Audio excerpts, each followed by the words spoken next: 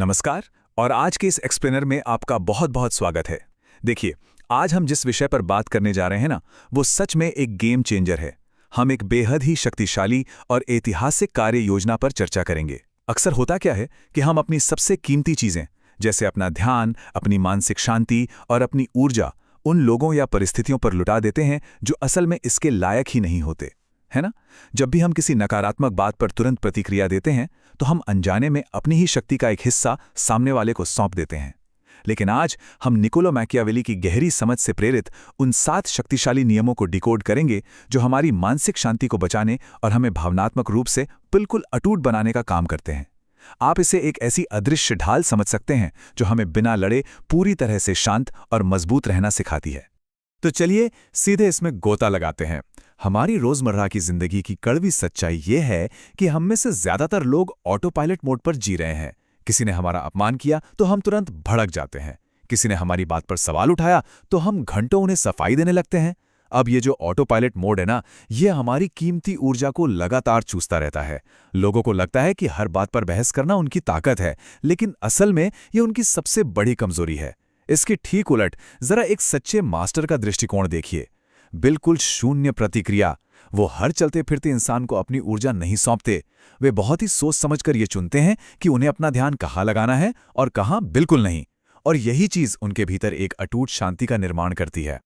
तो हमारी इस भावनात्मक शक्ति के लिए जो हमारा एक्शन प्लान है वो बिल्कुल स्पष्ट है। पहला, ऊर्जा बचाने की रोजमर्रा की आदतें। दूसरा, उकसावे के वक्त शांति बनाए रखने की तकनीकें। और तीसरा, लोगों से एक रणनीतिक दूरी कैसे बनाई जाए।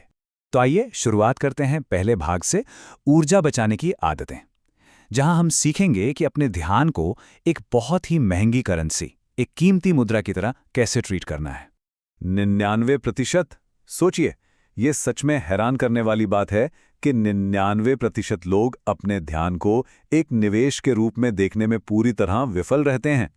कहीं कोई फालतू का ड्रामा शुरू होता है, लोग तुरंत उसमें कूद पड़ते हैं। कोई बेवजह आलोचना करता है तो लोग रातों की अपनी नींद खराब करके उन्हें सही जवाब देने के बारे में सोचने लगते हैं।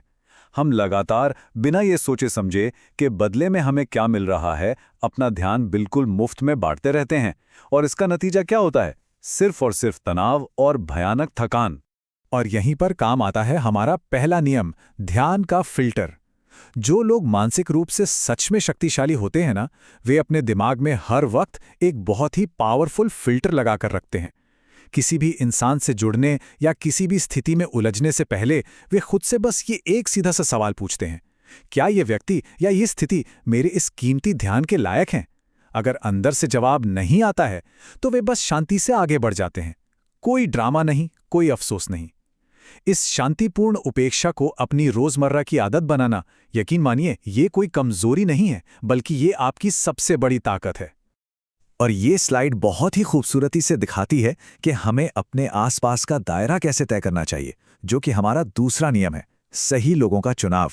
रोजमर्रा की जिंदगी की सबसे बेहतरीन आदत यह है कि हम अपने सर्कल को बहुत ही समझदारी से चुनें। सच कहूं तो केवल 3 तरह के लोगों को ही हमें अपने जीवन में जगह देनी चाहिए। पहले, वो लोग जो हमें और बेहतर बनने के लिए प्रेरित करते हैं। दूसरे, वो जो हमारे संघर्षों को गहराई से समझते हैं और हमारे साथ कंधे से कंधा मिलाकर चलते हैं। और तीसरे, वे जिनका अनुभव हमसे कहीं ज्यादा है और जिनसे हम बहुत कुछ नया सीख सकते हैं। अब इनके अलावा जो भी बचे, जो सिर्फ हमारी ऊर्जा सोखते हैं और बिना बात की नकारात्मकता फैलाते हैं, उन्हें बस प्यार से, शांति से अलविदा कह देना ही सबसे बेहतरीन रणनीति है। चलिए अब आते हैं हमारे प्लान के दूसरे भाग पर, शांति बनाए रखने की तकनीकें। यानी जब कोई आपको ट्रिगर करे तो अपना भावनात्मक कवच कैसे तैयार रखना है। इस गहरी बात पर जरा गौर कीजिएगा। इतिहास गवाह है, बड़े बड़े और बेहद शक्तिशाली लोग इसलिए तबाह नहीं हुए क्योंकि उनमें कोई शारीरिक कमजोरी थी, बल्कि वे इसलिए औंधे मुंह गिरे क्योंकि वे बहुत ज्यादा बोलते थे और बहुत ही जल्दी अपना आपा खो देते थे। सोचिए, जब हम किसी के शाब्दिक हमले पर बुरी तरह भड़क कर प्रतिक्रिया देते हैं तो असल में हम ठीक वही कर रहे होते हैं जो सामने वाला हमसे चाहता है। हम एक तरह से उन्हें अपनी भावनाओं का रिमोट कंट्रोल सौंप देते हैं और फिर वे हमारे ही गुस्से को हमारे खिलाफ एक हथियार की तरह इस्तेमाल करते हैं। इसीलिए ऐसे समय में हमारा तीसरा नियम सबसे बड़ा हथियार बन जाता है, खामोशी। देखिए, खामोशी हार मान लेना नहीं है, बल्कि ये एक ऐसा मनोवैज्ञानिक खालीपन पैदा करती है जिसे सामने वाला इंसान बिल्कुल बर्दाश्त नहीं कर पाता। जब कोई हम पर शब्दों से वार करता है और हम जवाब देने के बजाय बिल्कुल एकदम शांत रहते हैं, तो ये जो सन्नाटा है ना, ये सामने वाले को अंदर तक बेचैन कर देता है। वे खुद अपनी ही बात काटने लगते हैं और नर्वस होकर खुद ही सफाई देने लगते हैं। ये खामोशी बिना एक भी शब्द कहे चीख चीख कर ये संदेश देती है कि हम तुम्हारे इस ड्रामे के लायक नहीं हैं। अब बात करते हैं चौथे नियम की, भावनात्मक कवच प्रोटोकॉल। मान लीजिए किसी ने आपको मुंह पर आलसी कह दिया। ये एक ट्रिगर है, यानी हमारा चरण 1। अब अगर हम अगले 2 घंटे ये साबित करने में लगा दें कि हम कितनी जी तोड़ मेहनत करते हैं, तो बस हमने अपनी शक्ति उन्हें दे दी। इसके बजाय चरण 2 कहता है कि इस बात को सुने पर बिना किसी प्रतिक्रिया के, और फिर चरण 3 सिर्फ एक हल्की सी मुस्कान दे और बिना कोई भी स्पष्टीकरण दिए वहां से आगे बढ़ जाए। ये जो छोटा सा कदम है ना, ये अम्लवार की पूरी ताकत को वहीं के वहीं खत्म कर देता है। अब इस स्लाइड की बात जरा ध्यान से सुनिए, जो हमारा 5वां नियम है, पानी की तरह बनना। अब इसका मतलब पत्थर या बिल्कुल भावनाहीन हो जाना नहीं है। इसका मतलब है हर हाल में शांत और पूरी तरह तटस्थ रहना। जब कोई बाहरी नकारात्मकता किसी तेज तलवार की तरह आप पर वार करती है, तो पानी उसे अपने आर पार तो जाने देता है, लेकिन क्या तलवार पानी पर कोई खरोंच या निशान छोड़ सकती है? बिल्कुल नहीं। ठीक इसी तरह जब हमारी आंतरिक शांति अटूट हो जाती है, तो बाहर की कोई भी आंधी, कोई भी तंज हमें अंदर से हिला नहीं सकता। चलिए अब बढ़ते हैं हमारे एक्शन प्लान के आखिरी हिस्से यानी भाग 3 की तरफ, रणनीतिक दूरी बनाना। कैसे हम अपनी सीमाओं को तय करके लंबा सम्मान पा सकते हैं। हमारा छठा नियम है रणनीतिक दूरी।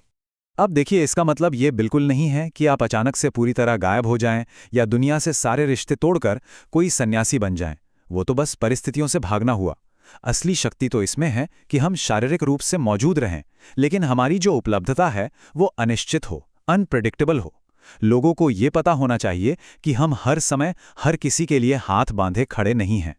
इस तुलना को देखिए, अगर हम हर कॉल पर, हर मैसेज पर तुरंत हाजिर हो जाते हैं, तो लोग बहुत जल्दी हमें ग्रांटेड लेने लगते हैं। हम उनके लिए बस एक बैकअप प्लान बनकर रह जाते हैं।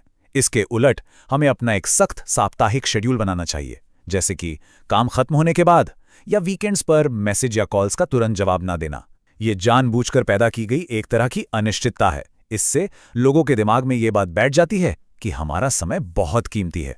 और सच तो यही है ना, जो चीज आसानी से हर वक्त नहीं मिलती वही अनमोल बनती है। इस तरह हम लोगों के लिए एक विकल्प नहीं बल्कि एक प्राथमिकता बन जाते हैं। चलिए अब देखते हैं कि ये कैसे काम करता है। हमारा 7वां और अंतिम नियम, सोची समझी निष्क्रियता। आप जानते हैं, कभी कभी सबसे बेहतरीन चाल ये होती है कि आप कोई चाल ही ना चलें। अगर कोई आपके बारे में झूठी अफवाह फैला रहा है या बेवजह की नकारात्मकता पैदा कर रहा है, तो हर जगह जाकर सफाई देने या उनसे लड़ने के बजाय आप उस युद्ध के मैदान में कदम रखने से ही साफ इनकार कर दें। जब हम उन्हें पूरी तरह से अनदेखा करते हैं, तो उकसाने वाला खुद ही उछल उछल कर थक जाता है और अंत में दुनिया के सामने अपनी ही मूर्खता साबित कर बैठता है। सोचिए, बिना एक भी शब्द बोले, बिना एक बूंद पसीना बहाए आपने वो लड़ाई जीत ली। तो अंत में मैं आपको इस बहुत ही विचारोत्तेजक प्रश्न के साथ छोड़ना चाहूंगा। क्या हम अपनी वो खोई हुई शक्ति वापस लेने और उस पानी की तरह अटूट बनने के लिए पूरी तरह तैयार हैं? देखिए, ये 7 नियम सिर्फ सुनने वाले सिद्धांत नहीं हैं। ये एक नई, शांत और बेहद शक्तिशाली जीवन शैली की शुरुआत है। यदि हम आज से, बल्कि इसी क्षण से अपना ध्यान बचाने, अपनी खामोशी को अपना सबसे बड़ा हथियार बनाने और एक रणनीतिक दूरी तय करने की इन आदतों को अपना लें, तो हम खुद देखेंगे कि शोर मचाने में नहीं बल्कि असली और स्थायी ताकत तो शांति में है। आज के इस एक्सप्लेनर में हमारे साथ जुड़ने के लिए आपका बहुत बहुत धन्यवाद। मुझे पूरी उम्मीद है कि ये रणनीतिक योजना आपको जीवन में एक नई, शांत और बेहद शक्तिशाली दिशा देगी।